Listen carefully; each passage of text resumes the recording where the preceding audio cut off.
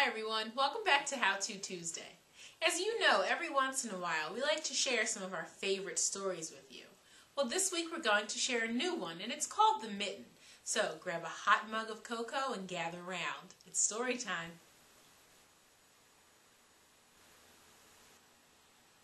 It was the coldest day of the winter, and a little boy was trudging through the first gathering.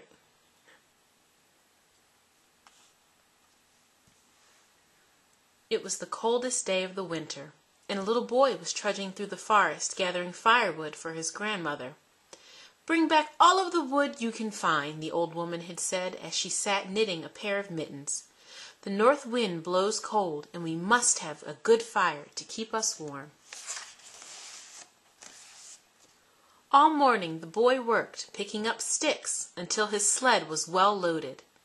Then a very strange thing happened. Just as he picked up the last stick, he dropped one of his mittens in the snow. Now, how could a boy do this on the coldest day of the winter, I'll never know, but that's the way my grandfather tells the story. Off he went with his load of wood, and the mitten was left lying on a snowdrift.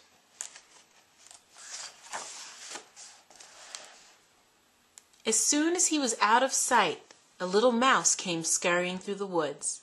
She was very cold, and when she spied the little boy's mitten with its feathery fur cuff, she hopped right in to get warm.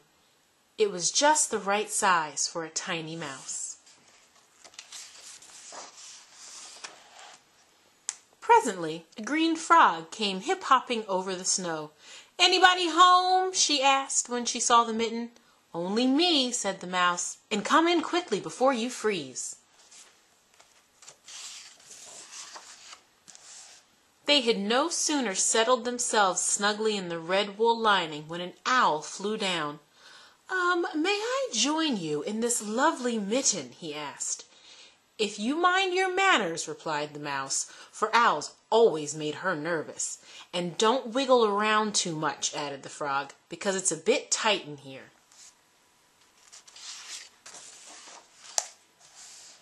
It wasn't long before a rabbit came down the forest path.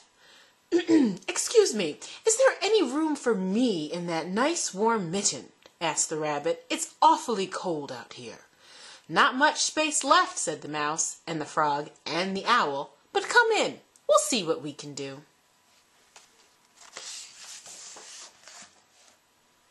Even before the rabbit had gotten herself tucked in, a fox trotted up to the mitten, and after a good deal of trouble, she got herself in along with all of the others.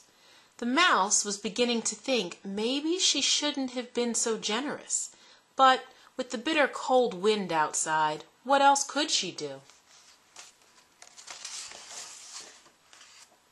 And now, as if things weren't bad enough, the next visitor was a big gray wolf, who wanted to come in too. I don't know how we'll manage it," said the mouse, "but we'll try." Everyone moved around a bit, and finally the wolf was squeezed into the mitten. It was very crowded by now, but at least it was warm.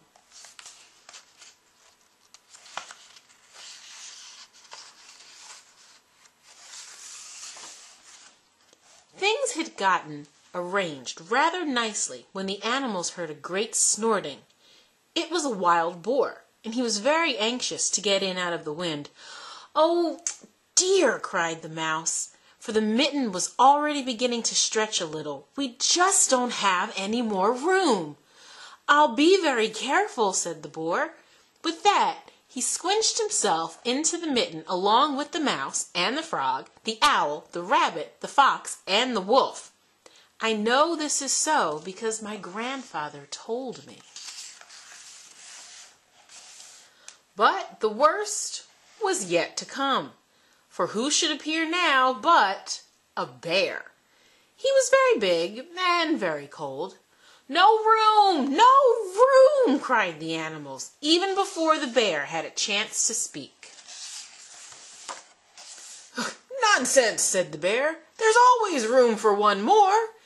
And without so much as a please or thank you, he began crawling into the mitten. He put his paw in first, and the mitten creaked and it groaned. He put his other paw in, and one of the seams popped. Then he took a big breath, and he pushed himself in. Now, while all of this was going on, along came a little black cricket. She was very old, and her creaky legs ached with the cold. When she saw the mitten, she asked herself, "Now that looks like a nice warm place, don't you think? Well, I guess I'll just hop over and see if I can squeeze in too." But, me, that's all that was needed to finish off that poor old mitten. The cricket had no more than put her first scratchy foot inside when, with a rip and a snap, the stitches came apart, the old leather cracked, and the soft red lining split in half, popping all of the animals out into the snow. Well, at this very moment, the little boy discovered that he had only one mitten. So back he went to see where he might have dropped the other one. But all he could find were the ripped apart pieces. And he thought he saw a little mouse scurrying away with a bit of red wool perched in her hand. It looked very much like the lining from the thumb of his missing mitten.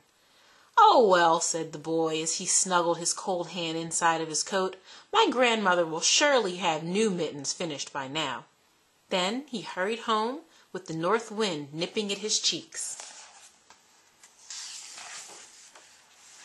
And my grandfather says he never did know what really happened to his mitten.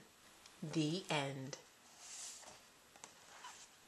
Be sure to join us next week, my friends, for another edition of How To Tuesday.